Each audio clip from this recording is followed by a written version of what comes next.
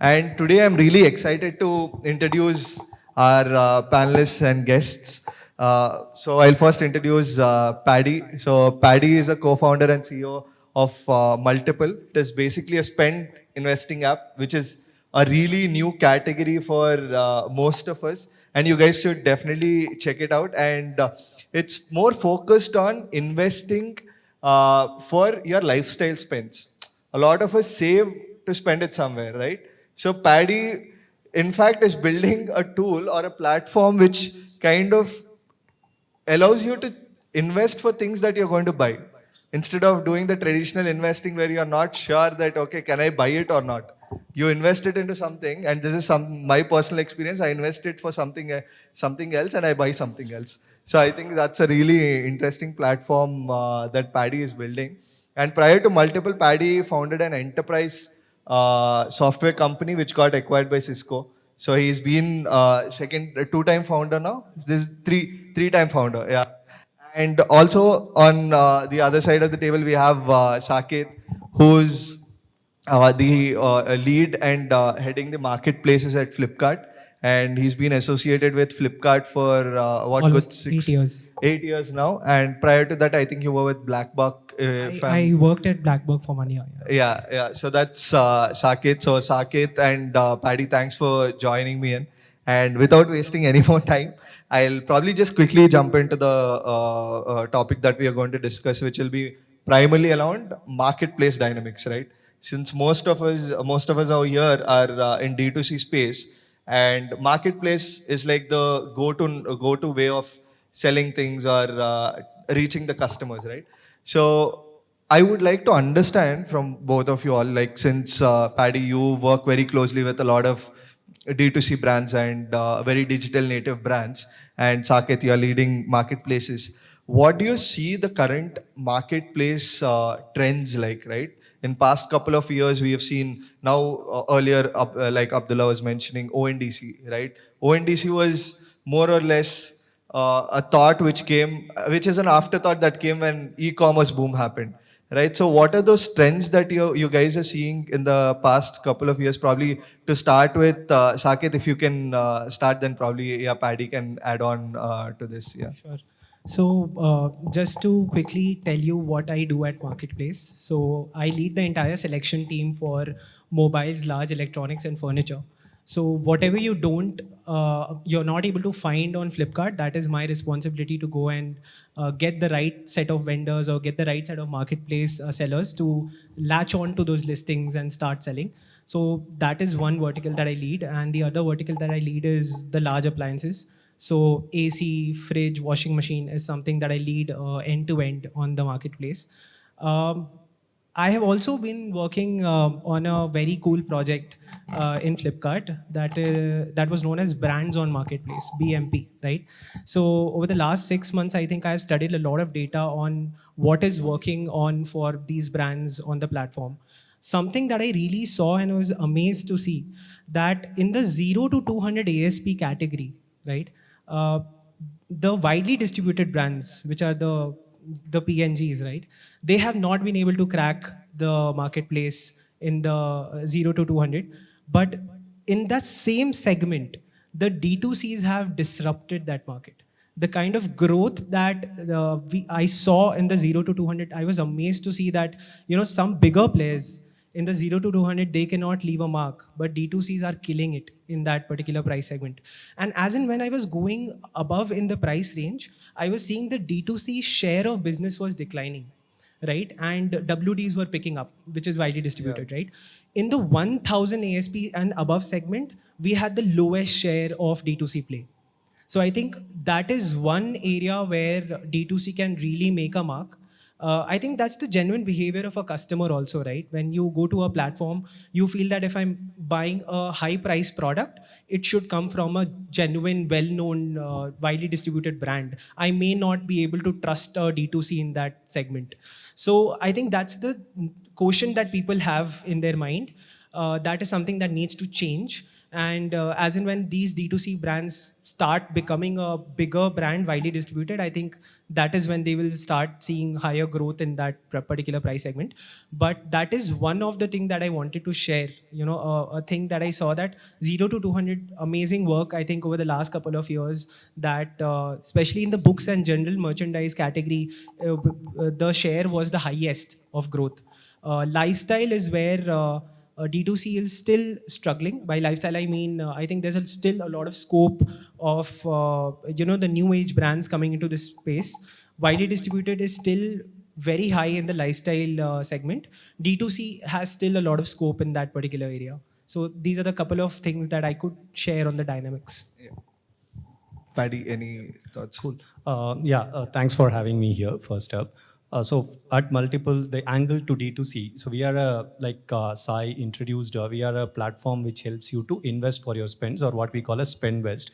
This is basically for large ticket purchases. This could be for your travel, your next iPhone, or those sort of big ticket purchases. You could plan, invest, and then spend. So that's the core platform. But we also have a rewards platform, which is where the D2C angle comes in. So this is more like so it's a positive product. What Multipl is actually helping you do is to spend better. So we are not a preachy product which is asking you not to be aspirational, but be aspirational in a smarter way.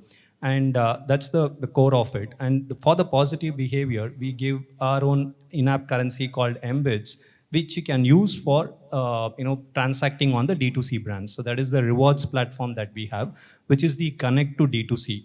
And I mean, just to give that context, where Multipl is connected to D2C, within that, the trends that we are spotting, we are seeing, Saket mentioned very deep insight coming from Flipkart. He would have the data. For us, it's still early, but here what we are actually seeing is in terms of the user demographics, right? So you can look at us as a slightly premium product in the sense we target people who have the money, right? Because you have to invest and then spend. So basically, people with income greater than, who are in the tax bracket. So, and within that, there are different demographics. There is early jobbers, then there are dinks, 25 to 35, and then the families. So the brands themselves have to cater to specific niche.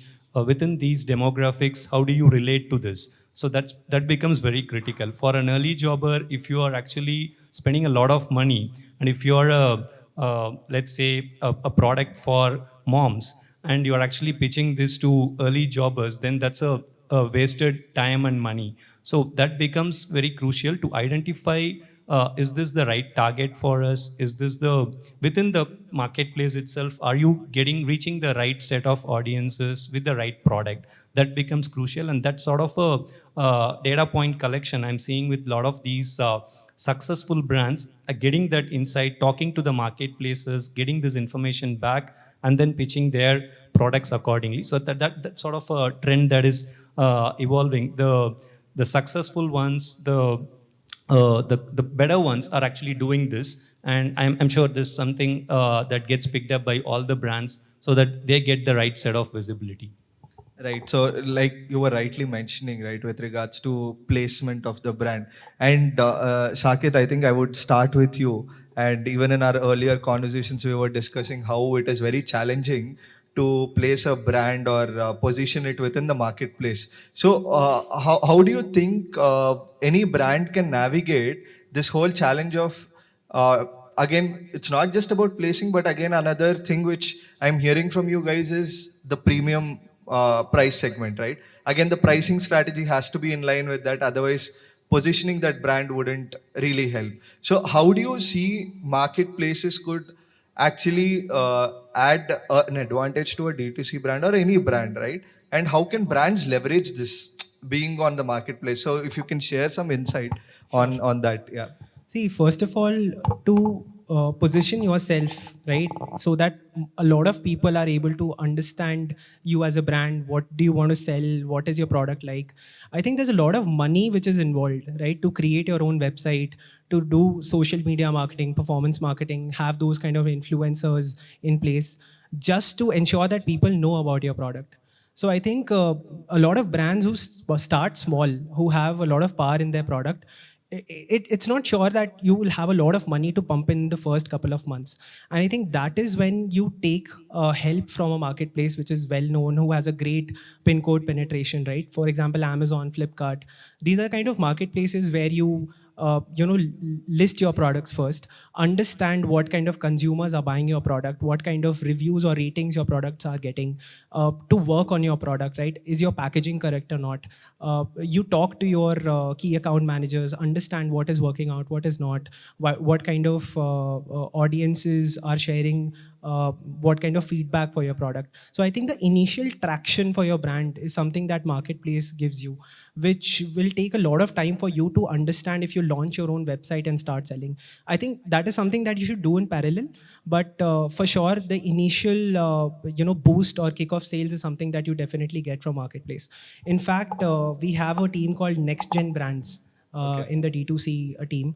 What they do is they help you initially to grow your brand on Flipkart, right? So obviously you have to reach there. It's not like we have a very big team and we will be able to cater to all the D2C brands out there. Firstly, you have to start small. You have to show the positive results on the platform, and then probably through a help of a key account manager you can be a part of that next gen brand, where you are able to get that additional visibility on the platform. You get those data insights, right? That where do you position yourself, what kind of pricing you should be operating at, because it may happen that in the same segment a widely distributed brand is playing very well, or there are other D2C players who are doing good in that area, right? So how do you differentiate yourself from them? Through pricing, through reach to the customers. So I think these kind of insights will only be possible if you are a part of a marketplace.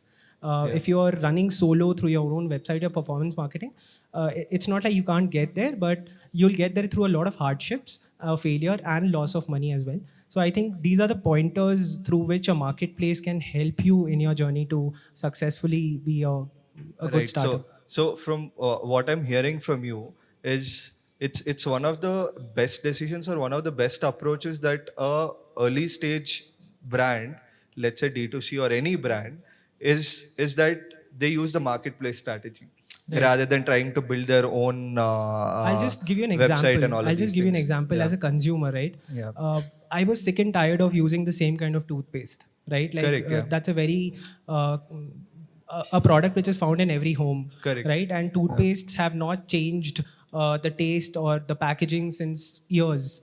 And I think 2-3 years back, I saw on Cred a company called Perfora. You would Yeah. have, They've they been. were Yeah. on Yeah. Absolutely. Shark Tank as Yeah. well, right? They were giving that particular toothpaste at a very reasonable rate, like probably 65 rupees, and it comes to your home with no shipping costs. That is how I got to know that a toothpaste can also be good for your teeth and can taste good, also have a good after taste as well, right? And post that, I went to the marketplace and I started buying. I still don't go to Perfora on their website and buy, Right. because I know that I want the toothpaste the next day, and Flipkart and Amazon kind of makes that possible for me, Yeah. right? Which Perfora can't. The kind of speed that Amazon and Flipkart give me, Perfora website on its own cannot give me that, right? So that is how important a website or a marketplace can be for you. The kind of things that they add to the customer's life.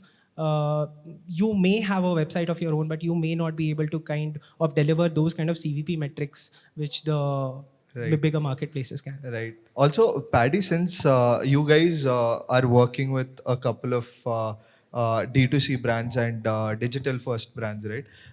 What did you guys observe when you're working with them? Do they have their own kind of a website, and then do they do it, or do they do it through their product purchases? Like I've seen lately, there are some of these D2C brands which put a very simple QR code on their packaging where you could just go and collect some rewards, right? So what kind of trend did you see interacting with these D2C brands or these brands on the similar lines? So, I mean, whatever Saket mentioned around the criticality of marketplaces, right? So, just everything is valid. Just adding adding more color to it. One is the discoverability, the sheer discoverability that marketplace brings. The second is credibility, right? If I am seeing a review of 5 star on a particular brand, and I go to the website and see this 5 star, again, seeing the same rating on Flipkart or Amazon, it's a world of difference. So the credibility factor that marketplaces bring, it's crucial for D2C brands. And discoverability and credibility are two important things that marketplaces drive, which is also something that we've seen in our own interaction. Not couple, but we have 200 brands that we work with on the D2C side, and in our conversations, that's something that come up really with the founders in terms of how they are getting discovered, and also in terms of things like say in Multipl, it's a reward that Yeah. people get when they are actually transacting, when they are investing. So the touch point that a marketplace can give a brand is very different from doing it by yourself, because there it's a sort of a push, right? I need to find that, oh, I need a toothpaste. I'm not going to search for a toothpaste. Most likely not, to come and find this perfora. But I am actually, like in Saket's example, I am on Cred, or I could be on Multipl doing something, a transaction which I wanted to make. At that point, I am discovering this brand. That is what a marketplace can sort of provide D2C brands, which is why it becomes super crucial. Of course, the costing and other advantages over the long run, brands doing it themselves, it has to be there. So it's a blend. Maybe we can talk about this later in the discussion, but it's not one against the other. Yeah. These are all complementary It's strategies, kind right? of complementary is Yeah, what exactly. the insight that I could get from here, because even when Saket was mentioning that they do have a website, but they end up buying on Flipkart for all of these reasons. And like you were rightly mentioning about this rewards and all of these things, right? Like you guys work a lot with rewards. So how crucial do D2C brands in the modern day and age, which are probably, I'm assuming that the brands that are there on your platform would be from 10 to 100 kind of a journey in their growth. So how crucial do they see these rewards like, and how much are they willing to spend, or what kind of, I mean, if you again, this could be a more of a finance kind of a question, but how do you see the spending like on these rewards No, through your see, this platform? is, I mean, this is a simple math from a brand perspective, right? Is this a CAC that they can afford? Is this a new user that they are getting from the brand, or is it a repeat behavior that they are getting from the brand? So the CAC would vary accordingly. So it's a simple math that each brand will have its own, dynamics to decide what is it that they can give. But it's as a strategy, the rewards really works, which we have seen on our side, which Saket just validated anecdotally from Cred for Perfora. So it really works because it is a discoverability thing, right? Many times people don't realize there is a brand.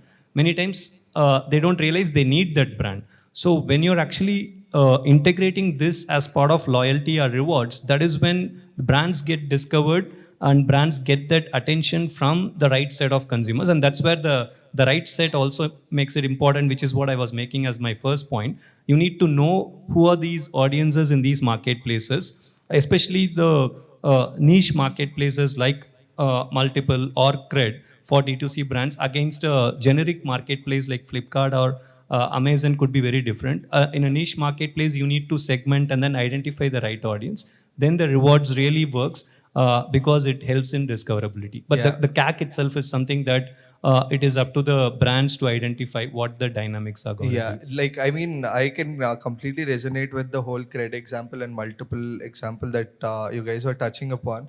That once I have some reward points, which I know that I can spend only on certain brands, definitely I end up spending on them only. And in fact, I think some of my friends and my family members keep doing that to just to try new products, because otherwise why would somebody spend 200 or 300 kind of a thing, right? But there's this other side of the story, probably this on this Saket could probably give me a bit more insight, that some people go to marketplaces so that the marketplaces or give some kind of rewards, right? So brand need not definitely spend on CAC in some cases, considering that early stage brands, it will be a very big pain to spend on CAC.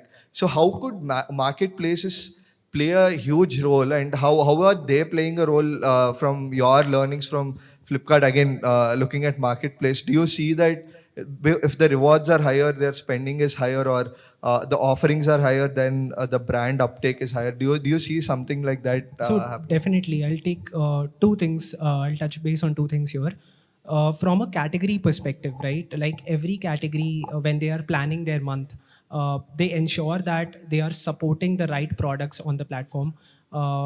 They ensure that they have some investments in place that they can give over and above the kind of rates that the marketplace sellers are offering on the platform, right? To make the platform competitive in nature. So even if the seller is not able to give enough discounts on the platform, marketplaces add some share of investment from their pocket to make the product reasonable on the platform. So that is one side of the story where marketplaces go above and beyond to ensure that D2C or any kind of products become very easy to buy on the platform in terms of being economical. The other side of the story is the super coins bit, right? So me being a consumer of Amazon as well as Flipkart, I've recently started buying on Flipkart more because on every purchase I get those super coins. And when I compare the prices of a product from Amazon and Flipkart, I always see that super coins make the platform cheaper compared to Amazon. And if I buy, I spend super coins and I get super coins in return as well. So it makes my purchase net effectively cheaper on the platform. So I think marketplaces have these super coins kind of things which allows a consumer to choose that particular platform because it makes it cheaper, right? Which again, if I have my own website, I probably will not be able to give these kind of rewards, right? And so super coins and these kind of rewards make it easier for a customer to come and buy from Flipkart. And did you see any change from the? I mean, Supercoin. I think it existed for good 3-4 years now. I Yeah. remember me collecting a lot of Supercoins and spending it on travel and a lot of other things on Flipkart. Right. So did you guys see any such patterns where once the Supercoin started being offered? Did the brands get a lot more purchasing happen from the regular patterns? I mean, like let's say somebody is buying one box of toothpaste. Then you're saying that okay, you get more reward if you spend like let's say 1,000, 2,000. Do you So we've see generally that seen pattern? two things Yeah. which makes the conversion better on the platform. One is speed. So we preach, we tell the sellers to have better speed on the platform. So there are Flipkart-enabled warehouses across Right. regions, right? North, South, East, and West. We tell the sellers to stock up their products, which makes the speed of delivery faster. Okay. So if you order today, probably Flipkart has recently started investing a lot on one-day delivery, right? So very recently I bought a product and I got the product the next day, right? So that was a great experience. And it doesn't let the customer change his mind on canceling. So the Yeah. RTOs kind of reduce. I mean, it's in a way kind of rewarding you, right? Like I don't Correct. have to spend probably 500 bucks to go somewhere on the other part of Bangalore to buy some electronic, Right. which is having a single showroom. I'm ordering and from and the Flipkart. and the other thing is pricing. So because you're on the marketplace platform, there are some search insight tools which tells you that you should price your product 5 rupees lower. If you do that, you will start getting impressions, or if you'll start getting conversion by X. So the kind of data engineering strength that we have in the back end, because we have so many people coming, so many people buying at multiple price points, multiple seasonality, right? So our systems have learned that at this particular price range you will get the best conversion, right? So I think these kind of things you will only be able to get on marketplace. So these are the strengths that you can Right. utilize on. So better pricing, better speed and selection, if your product has that kind of strength, it will definitely sell. Right. I think the next one I wanted to discuss upon is the pricing part. Paddy, since you guys work with these brands a lot, like you rightly mentioned, do you see the brands fine tuning or tweaking their pricing and reward systems dynamically? Because a lot of larger brands don't do that very often. From my experience of working with some of them, they take 6 months or 1 year to fine tune. But do you see D2C brands doing more? Not happening at the speed that we would like, to be honest. But like Saket mentioned, that's where a platform like Flipkart or Amazon can have so much of data insights to give you the pricing dynamism. But if you ask me today, it's a bit static than what I would want as a platform listing the brands or as a consumer, because people do go and search, and if there is any sort of a datedness to the pricing, then they actually, it also reflects on the platform, not just on the brand. The platform also takes a hit, so which is a reverse feedback that we take, and we'll have to have the conversation with the brands whether we want to sort of delist or then sort of reprice. That's a an exercise that needs to be done. So yeah, if the brands have to do this sort of dynamic pricing, and they'll have to be consistent to a large extent, and they need to be aware of competitor pricing as well as their own pricing across these channels. It's super crucial. If not many brands are doing that, is what I can say. But if the brands don't do that, they are the ones who will miss out in the long run. Right, right. I think the next question, or probably the next topic that I wanted to touch upon, is the speed part, which we were discussing.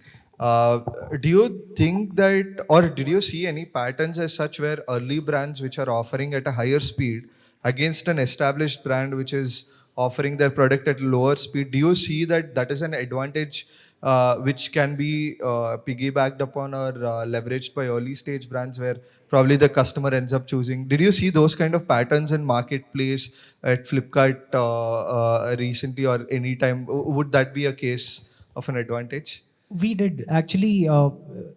It it creates a lot of difference if your speed of the product is not great on the platform, right? So the kind of sellers that we deal with, if they come from a D2C background or any background, when we tell them to invest their products into our warehouses, first of all, our warehouses, the kind of algorithms that we run, we are able to tell you that what kind of product should be shipped to which warehouse. So that makes your call easier to take rather than sending the products which may never sell, versus the products which is going to come and stock out in the next 15 days. It makes a lot of difference when you get those insights. Like, we plan the inventory, we tell them, send these particular stocks to this warehouse and it's going to stock out in the next 15 days because of the historical trends that we have seen across verticals, right? So that is the kind of data, and if you pounce on that kind of data and you are able to act on it, we have seen the conversions skyrocketing for these D2C brands. Right. But again, it's difficult, right? Like in the initial stages, because you have lower inventory, you are thinking, where should I keep my inventory? Should I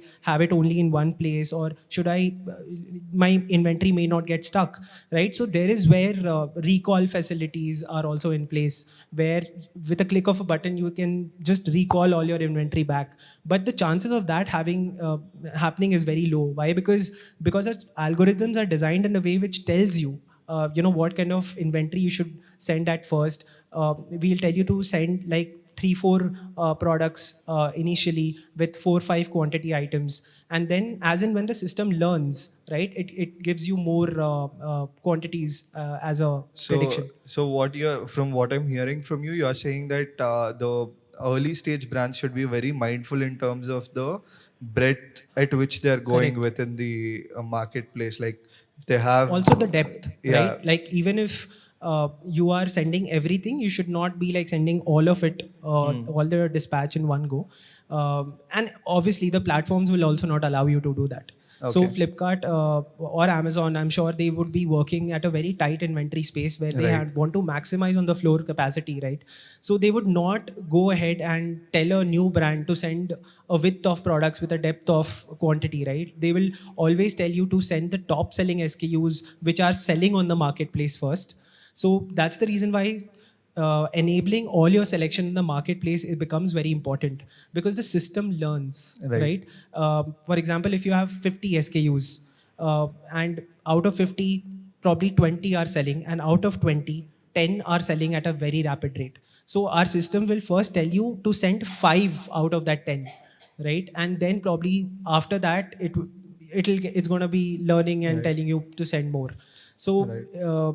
that is how we also control the kind of inventory that we have in our warehouses. Right. So, I mean, just to conclude our discussion, to summarize it, so one other thing that you're saying is marketplaces are definitely a right thing Yes. to do it for an early stage startup. And like Paddy was emphasizing on the rewards. So, the rewards and marketplaces coming together would definitely add value to them. And also pricing it right being mindful of the depth and the breadth, Yes. and the visibility. Instead of choosing their own platform, initially start on marketplaces and then move to their own platform, and then when they move to their own platform, then probably leverage somebody like Multipl, or probably Cred to increase their sale or increase the whole reach, is what something I think I would conclude with that and summarize our discussion. Thank you so much, Thanks, Paddy, sir. and thanks, Thank you. Saket. Thanks for doing this. Yeah, sorry. Yeah, I think, yeah, Ishita has one question. Yeah. Sorry, I always have questions. But Paddy, with you, this one's for you. That, everyone looks at product-led growth, funding-led growth, all of this. How would you, tell founders or brands to look at partnership-led growth in something like Multipl, and how do they actually integrate this into their growth plan? No, see, like I mentioned earlier, so it's as a platform like Multipl. If I have to speak from that, so this is a we are collaborating with brands, the D2C brands, at specific user audience that we have, right? So and we influence these decisions in a certain way. So it's important for the brands to understand that dynamics in terms of this is a travel brand, and then travel is our biggest category of goals. So if there is a suitcase or anything to do with travel, like we have brands like Nasher Miles, Assembly that are working with us. So this is integrated at a travel goal level. So if they can understand that and then integrate, and if they want it, we can do that, right? We can give those insights to the brands. This is what the brands can do. I'm just taking travel as an example, but it could be applicable for various other categories as well. So that's where the platform like Multipl, it's an understanding of the user demographics and the categories that are popular there, and then they can actually integrate and then influence these purchase decisions.